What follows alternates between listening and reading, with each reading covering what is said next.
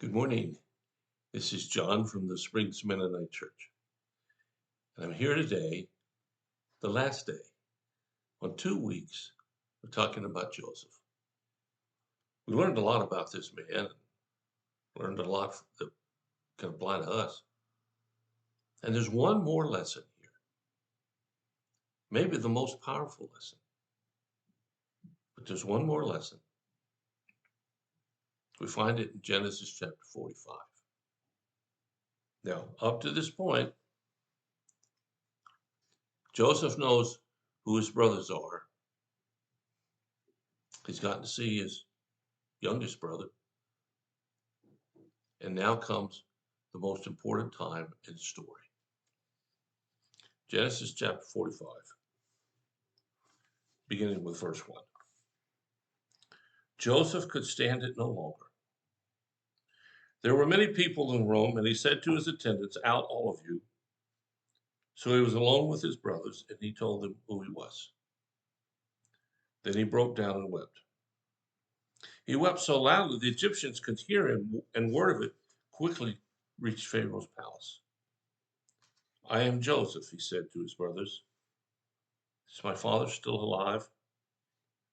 But his brothers were speechless. They were stunned to realize that Joseph was standing there in front of them. "Please come closer," he said to them.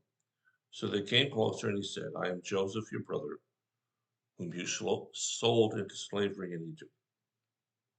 But don't be upset, and don't be angry with yourselves for selling me to this place.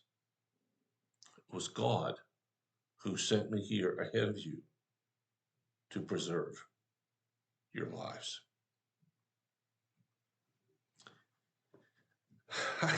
I cannot fathom the emotions that those brothers had at that moment, or Joseph had. Previously we read where they were talking to each other. They didn't know he understood their language, and he had to leave.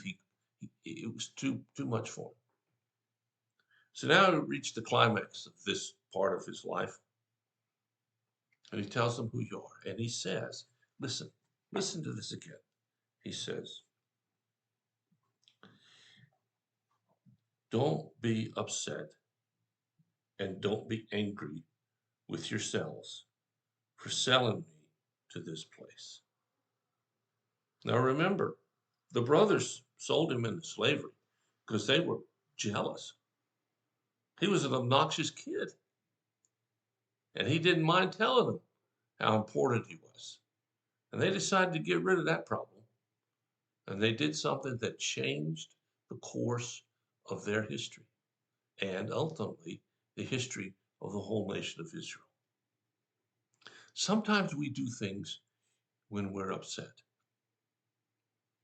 Sometimes we make what looks like a good choice, but ultimately wasn't a good choice, but actually turns out to be a great choice.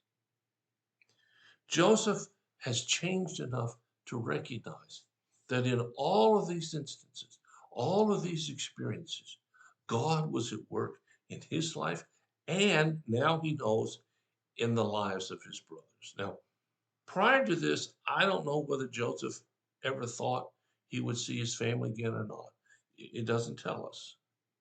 I suppose he wondered, like anybody else would, like you and I would. But he's focused on the task of what God has for him at that moment.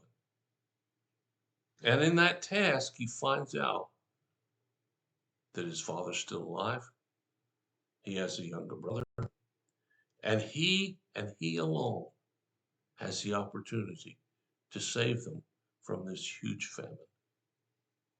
And so he says, "Don't be upset.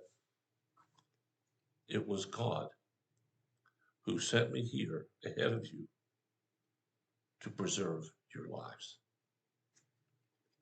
You see, you and I cannot see the future. We like to, we plan on it like we can. We assume a whole bunch about our future that we really have no idea at all. But God does. And here we see a wonderful example of God directing the life of Joseph and the lives of his brothers to accomplish a task yet to be known. You see, God's in charge. He just is. And you and I aren't, even when we think we are. I've noticed being the parent of adult children rather than being the parent of young children is a whole lot harder. And it's harder because they don't necessarily want my opinion. They don't necessarily want to listen to my advice. And I have to learn how to keep my mouth shut and wait for a moment to say something. When they're little, that's different. They'll do basically what you tell them to do. But when they get older, they think, and they do think for themselves. But even then, God is still in charge. So I'd like to invite you to think about your life. When did God do something totally unexpected, totally different from what you were prepared for? When are there incidences that you can remember that God was acting long before you realized it? My friends, God is always doing that. Doesn't matter how old we are. Doesn't matter how dedicated to Him we are. Doesn't matter whether we even hate Him or not. He's still doing things for our benefit. And maybe one day we'll find out. Maybe we won't find out.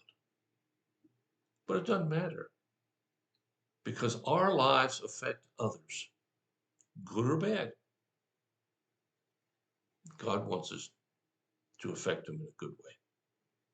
Let God guide your life. Wherever you are, whatever you're doing, let God be the director of what you do, what you think, how you act. And when you do that, you can then say, as Joseph did, you meant this for harm, but God meant it for good. Well, thanks so much for listening as I've talked about Joseph.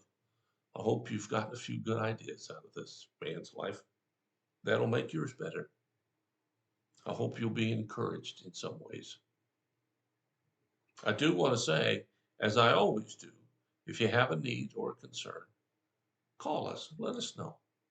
We'll do whatever we can as fast as we can to help meet your need. Thank you so much for listening today. Have a fantastic weekend. I'll be back on Monday with a whole new topic, another chance to be encouraged by the words of the Lord. Take care and God bless you. I'll talk to you again.